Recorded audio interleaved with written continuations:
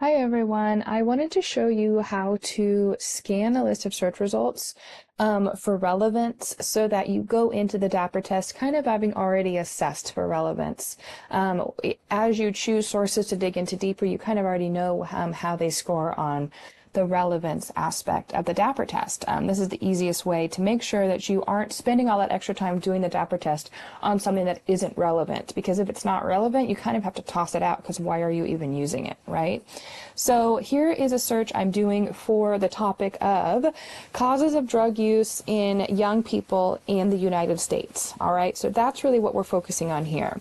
Now, I know that it's so tempting to kind of just pull the first source that you see and you're like, awesome, I did it, I'm done, let's just look at that one, right? I have been there, no judgment at all. But I want to show you how, if you aren't scanning your results, to look at the title and the abstracts a little more closely, you're not going to come up with some good stuff. So first, let's look at these two. Drug dealing and drug use prevention, a qualitative interview study of authorities' perspectives on two open drug scenes in Stockholm.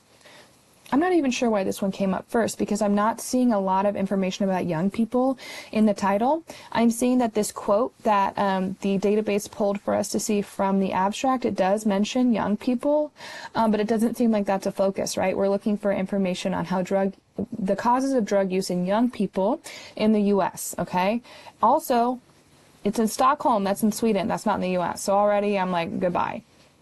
Problem drug use, drug misuse, and deliberate self-harm, trends and patient characteristics with a focus on young people, better. Oxford. Ugh, Oxford is in the UK. So again, scroll past.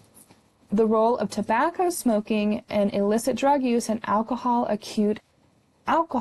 adolescent acute alcohol intoxication. All right, that one is looking good from the title. So I will go ahead and I'm going to open it in a new tab. Illicit drug use disorders, and drug overdose deaths in metropolitan and non-metropolitan areas, United States. I don't know, it doesn't talk about young people, right? It talks about the US, but not necessarily young people, so I'm going to move on. How about this one? Prescription opioid use and misuse among adolescents and young adults in the U.S., a national survey study.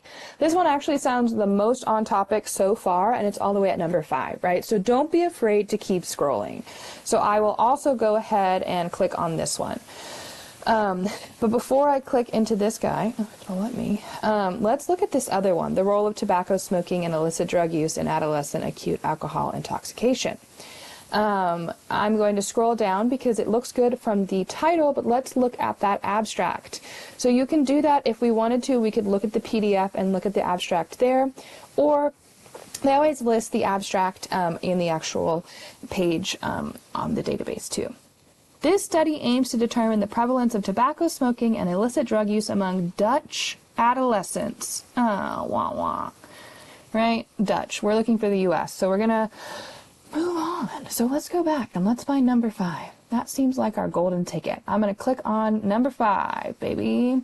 Prescription opioid use and misuse among adolescents and young adults in the U.S., a national survey study. So let's do the same thing. There is limited information on how adolescents and young adults obtain prescription opioids. There are also inadequate recent data on the prevalence of additional drug abuse among those misusing prescription opioids. So perfect. It looks like it's a study on causes of drug use in young adults in the U.S. It sounds like, and then there's even, it says prevention and treatment efforts should take into account that greater than half of youths misusing prescription opioids obtain these medications through friends and relatives.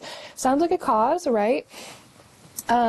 So this would be really useful if I was trying to gather causes and reasons for why young adults in the U.S. are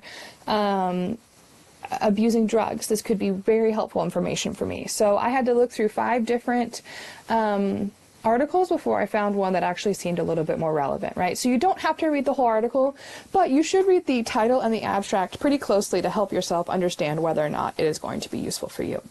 Hope that helps.